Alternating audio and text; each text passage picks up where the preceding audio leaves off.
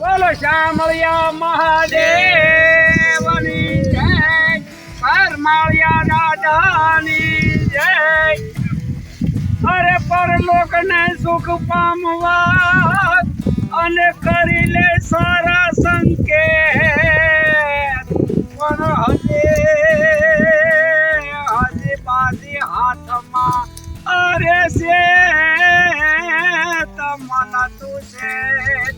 મહાદેવની સમિત કૃપાથી રાજુલા તાલુકાના જૂની કાતર ગામમાં આજથી નિરણ નાખવાની શરૂઆત થાય છે અને આ નિરણની શરૂઆત સમસ્ત સમાજના સહકારથી થાય છે.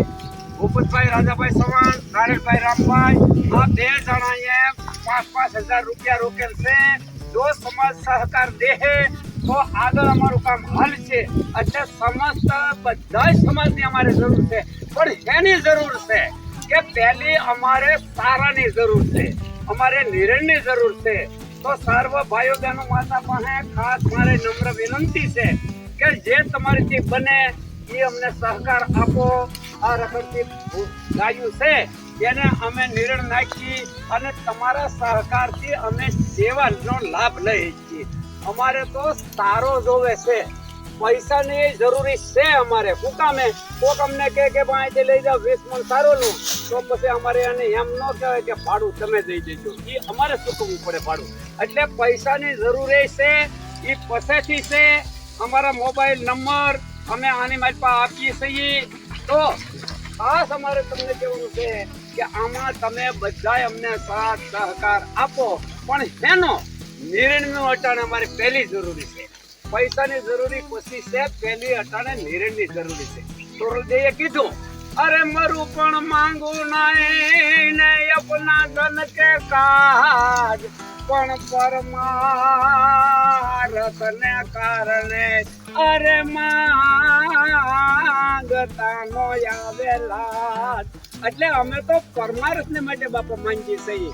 અને તમે ખાવજો અમને સાથ સહકાર જો ને તો રાજુલા તાલુકાના જૂની કાતરમાં રખડતી ભટકતી ગાયું છે.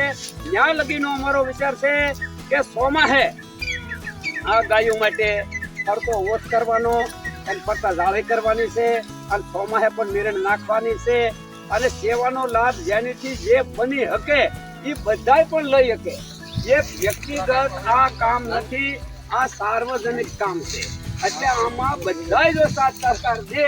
એટલે સુખાભાઈ ને દાદ બાપુને મેં વાત કરી હતી, મને કે તમ તારે હા તો કાંઈ કામકાજ હોય તો કહેજો. બાપુએ અમને સપોર્ટ દીધો છે અને બધાય આખા ગામનો આખા સમાજનો અમારે સપોર્ટ.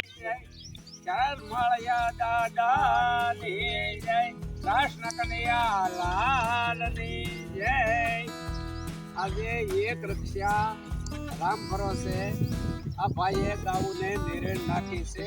રાજુલા તાલુકા જૂની કાતર ગામને ગોંદરે હાલમાં ગાવું નિરણ અટાણે ખાય છે અને એક રક્ષા હજી કાલ પણ આવવા દે. બોલો કૃષ્ણ કનૈયા લાલની જય.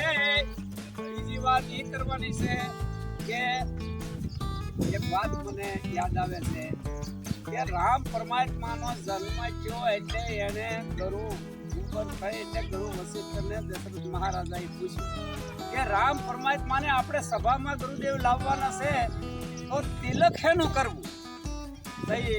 ગરુ વશિષ્ઠએ એમ કીધું કે રામને માટે તમે ગૌ રત્નનું તિલક કરો. ગૌ રત્ન એટલે કોરો સન કે ગાના મુખમાંથી જે નીકળે તે એ સૌદ બ્રહ્માંડના અધિપતિ. ઈ જો પહેલું વહેલું ગાના મુખમાંથી નીકળે ગોરોસન એનું તિલક કરતા હોય ઈ માતાજી આજ આયા નિર્ણય ખાય છે. બોલો કૃષ્ણ કનૈયા લાલની જય. આ પુરાણમાં બોલે ને ઈ જ બોલ્યો.